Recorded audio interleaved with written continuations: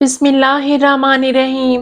امام بخاری کی ولادت 13 شوال 194 ہجری کو جمعہ کے دن ماورائے النہر کے مشہور شہر بخارا میں ہوئی۔ آپ کا نام محمد اور کنیت ابو عبداللہ ہے۔ امیر المومنین فی الحدیث بخاری، ناصر الحدیث النبویہ، ناصر الموارث المحمد القاب ہیں۔ آپ کے والد گرامی حضرت اسماعیل بخاری اپنے وقت کے جلیل القدر محدث اور صالح بزرگ تھے۔ آپ ایک خوشحال اور رئیس آدمی تھے۔ آپ جس قدر مالدار تھے اتنے ہی زیادہ متقی و پرہیزگار تھے۔ امام بخاری کے بچپنے میں ہی ان کے والد کا انتقال ہو گیا تھا۔ امام بخاری کی والدہ محترمہ بھی بہت متقی اور پرہیزگار خاتون تھیں۔ امام بخاری کی پرورش کی تمام تر ذمہ داری آپ نے اپنے ذمہ لے رکھی تھی۔ بچپن میں امام بخاری کی بینائی جاتی رہی۔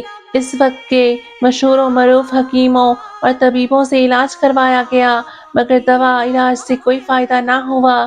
آپ کی والدہ محترمہ نے رو رو کر اللہ تعالیٰ کی بارگاہ میں یہ فریاد کی کہ ان کے بیٹے کی بینائی واپس آ جائے۔ چنانچہ ایک رات والدہ محترمہ نے خواب میں دیکھا کہ حضرت ابراہیم علیہ السلام تشریف لائے اور فرمایا اللہ تعالیٰ نے تیری دعا قبول فرما لی اور تیرے بچے کی بینائی واپس فرما دی۔ صبح کو امام بخاری بینا ہو کر اٹھے، پھر آنکھوں میں ایسی روشنی آئی کہ آپ چاندنی پر بیٹھ کر لکھا پڑھا کرتے تھے۔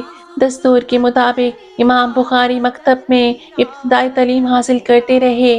جب 10 سال کے ہوئے تو آپ کو با الہام ربانی علم حدیث لکھنے کا شوق پیدا ہوا اور آپ وہاں کے مشہور و معروف محدثین کی خدمت میں حاضر ہو کر علم حدیث سیکھنے لگے۔ امام بخاری کاغذ اور قلم پر اتنا اعتماد نہیں کرتے تھے جتنا انہیں اپنے حافظہ اور ذہن پر اعتماد تھا۔ امام بخاری کی قوت حافظہ کا یہ عالم تھا کہ جس بات کو آپ ایک مرتبہ سن لیتے یا پڑھ لیتے وہ اس طرح یاد ہو جاتی کہ پھر کبھی نہ بھولتے تھے۔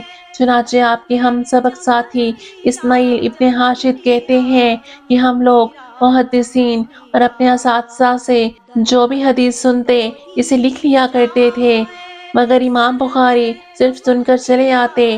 ہم نے ان سے بار بار کہا کہ وقت ضائع کرنے سے کیا فائدہ، تم جو بھی سنو اسے لکھ لیا کرو، مگر آپ پر اس کا کچھ اثر نہ ہوا۔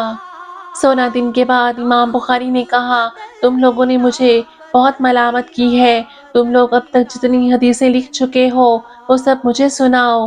ہم لوگوں نے اس وقت تک 15,000 حدیثیں لکھ رکھی تھیں۔ ہم نے اپنے اپنے نوشتوں سے دیکھ کر حدیث پڑھنا شروع کی تو یہ حال ہوا کہ ہمارے دوستوں میں تو غلطی تھی لیکن امام بخاری کی یادداشت میں کوئی کمی نہ تھی۔